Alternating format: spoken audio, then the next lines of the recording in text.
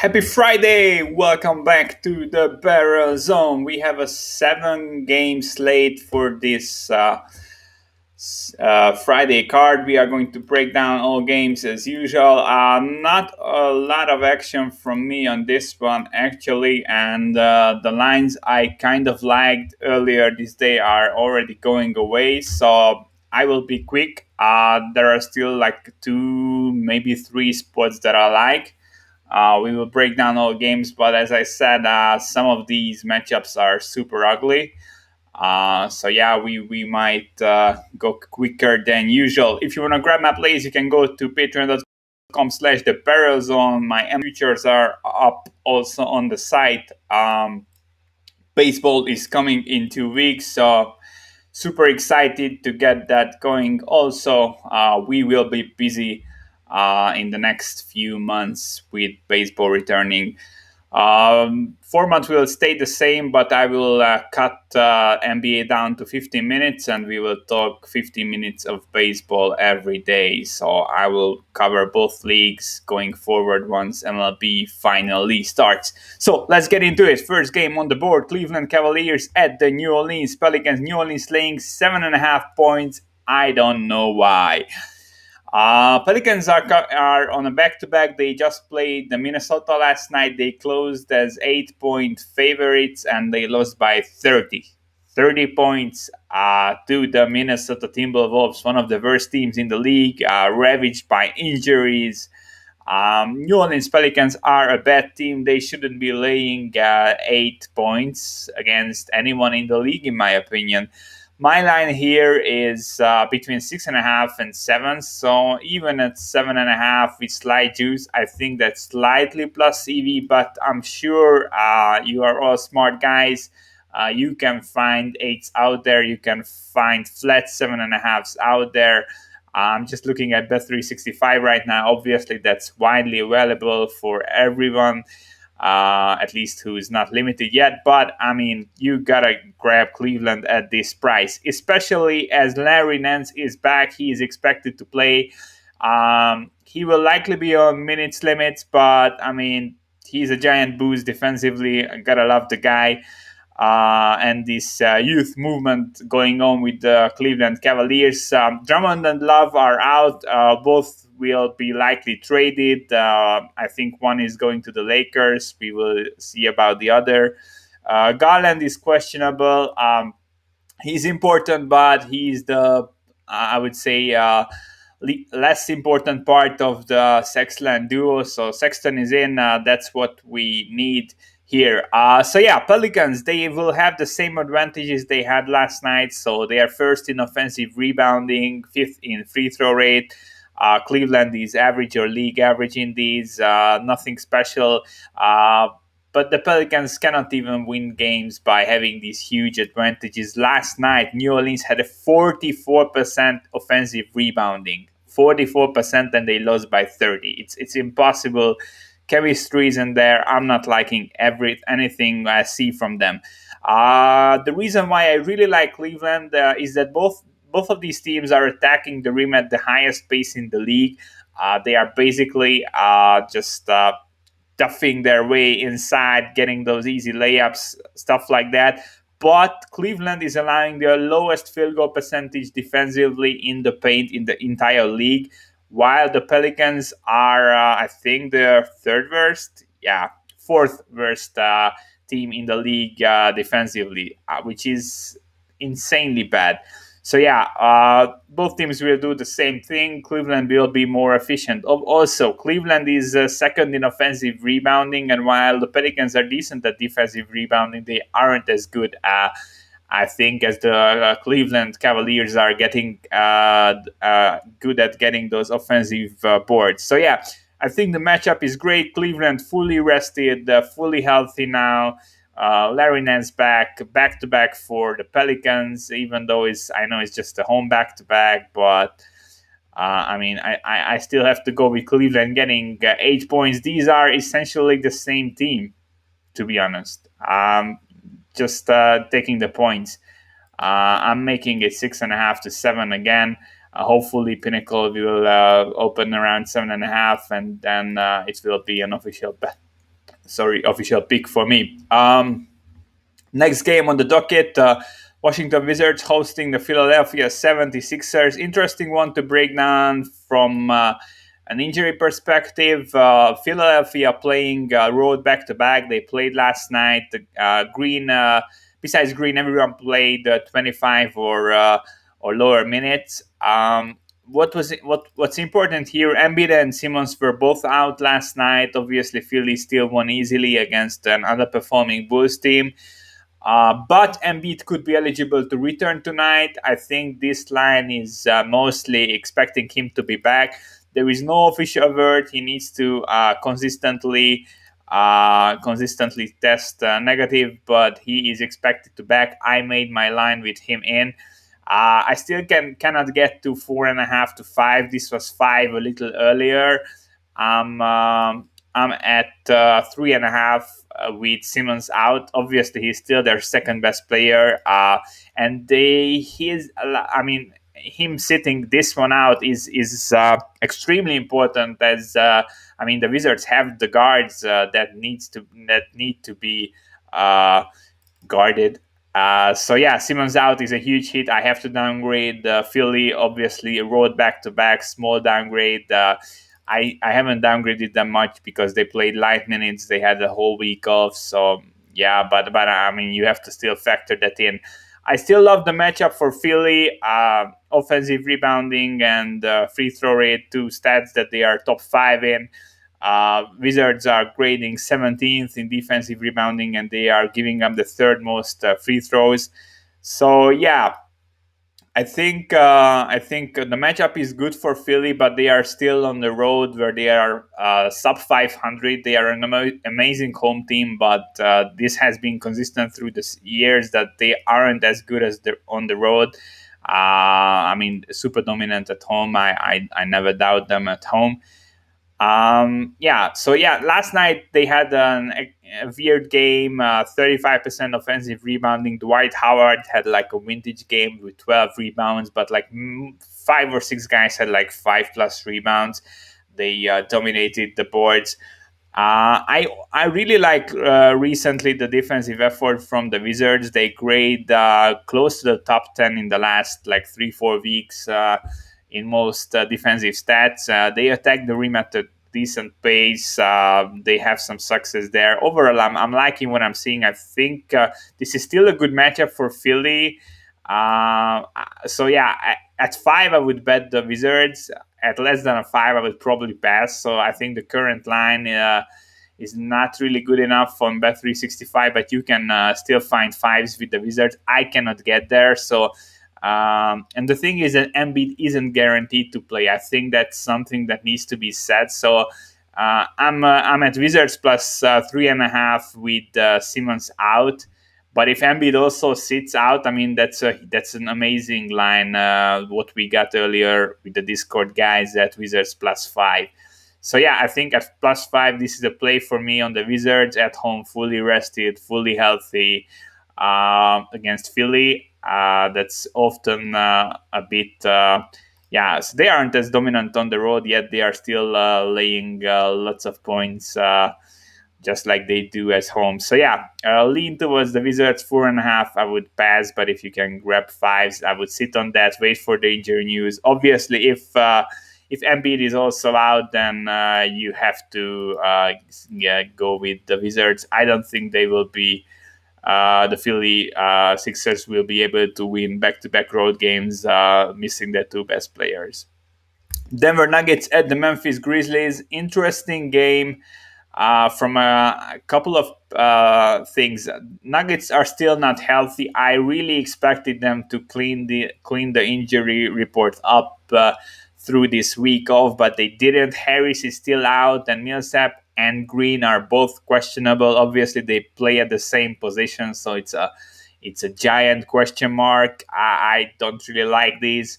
I would hope they play, but I couldn't find any info really. So Harris is out. I have to downgrade the Nuggets a bit for that.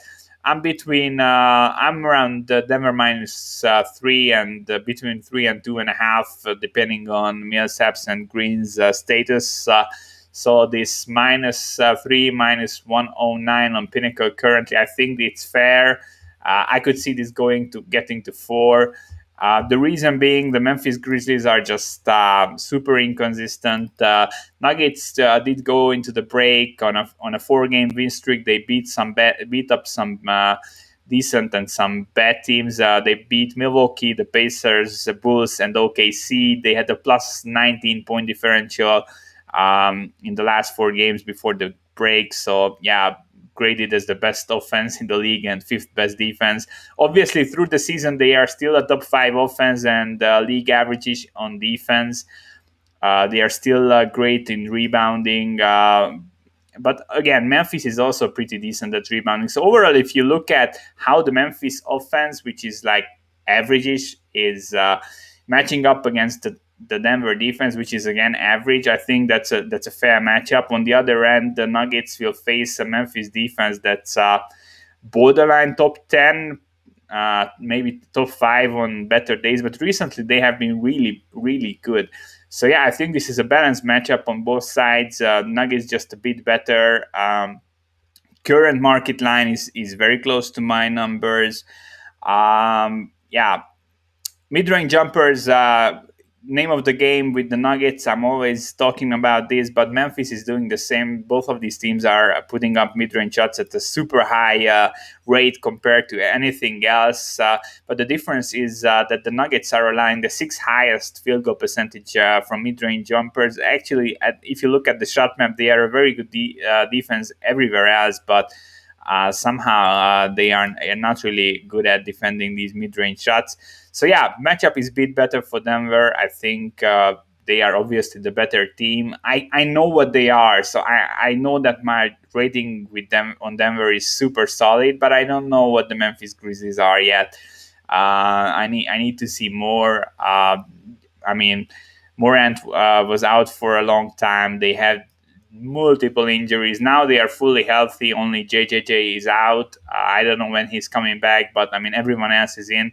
I will be watching them for a few games, and I will certainly watch this game tomorrow. I want to see more before I can back them. But I think, this is likely a good deal on Denver if you look at the big picture. But I wouldn't back the Grizzlies. Orlando Magic at the San Antonio Spurs. This will be quick. I cannot touch either team here. DeRozan is out for the Spurs. Aldridge is obviously out. He will be traded. They mutually agreed to part ways with the team. Obviously, Aldridge's minutes have been trending down. He was out of the starting lineup for a while now. On the other end, Magic, super tank job. They are now not playing to win. Cole Anthony was out last night. Ennis was out last night. Fournier was out last night, and Ross also.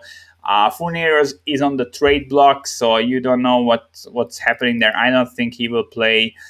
Gordon was back, but he played just 14 minutes, which is essentially nothing. So yeah, the team is extremely banged up. I think 7.5. What we see now is a fair line. I'm closer to 7, but I'm not betting the Spurs without DeRozan, and I'm not laying 7 points with the Spurs without DeRozan.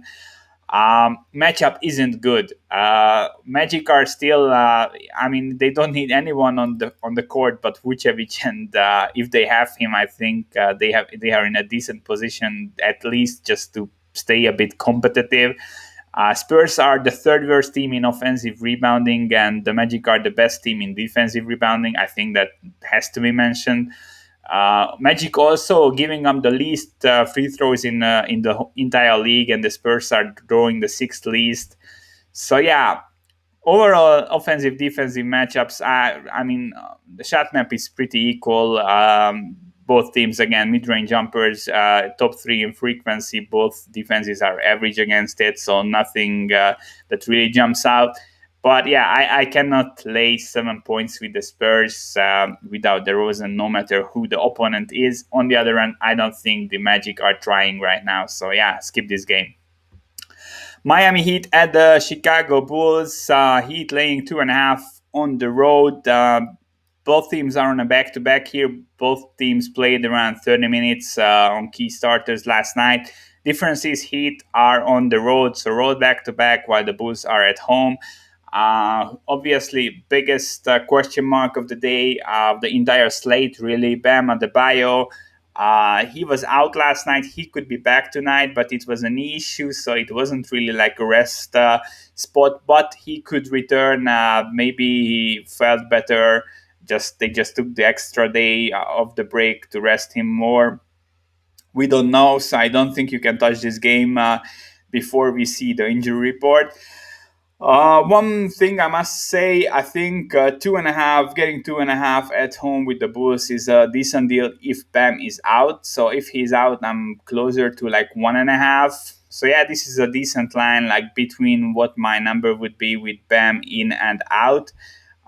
Overall, Bulls, they have been extremely underwhelming last night. I was backing them. Obviously, they didn't come through, but everyone is back now. They are at home. I don't think we will see such an underwhelming performance again. They grade as league average on both sides of the floor. I like the matchup for them. The Heat are still terrible at rebounding, 25th in offensive, 19th in defensive rebounding. Bulls are allowing the second lowest offensive rebounding percentage in the entire league. Also, Bulls are a great perimeter defense, like easily top 10. Actually, they allow the fifth lowest field goal percentage on threes, and while the Heat are putting up the fifth most threes in the league, they are just 21st in field goal percentage. So they aren't making the shots they should make, and the Bulls are decent at defending them. They also have the rebounding edge at home. They didn't travel.